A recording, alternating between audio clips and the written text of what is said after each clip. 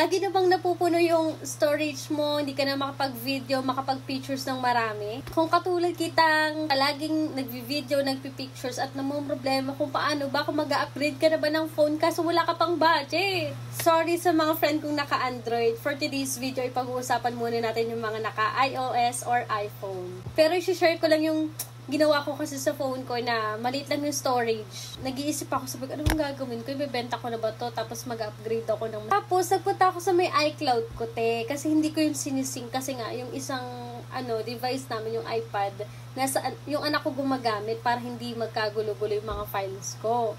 Alam niyo yung iCloud storage na magbabayad ka? Tinry ko lang. Sabi ko, what if? Kasi 50 pesos lang siya. Ewan ko kung naka-promo that time or talagang 50 pesos yung additional 50 gig. Kumuha ako ng subscribe ako doon. Tapos 50 pesos. Ang laking pagbabago sa phone ko. As in lahat ng ng photos ko, ng videos ko, doon lang sa phone naka-save.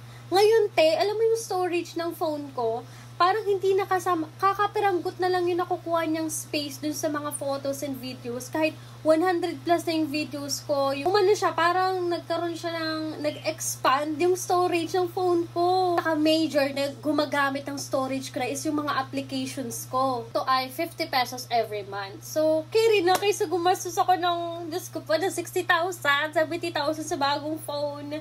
Buy mo na muna to, Diba? Sayang din naman. Kaya kung nakatulong to sa'yo, paki-follow and share na rin ha, para makatulong din tayo sa iba.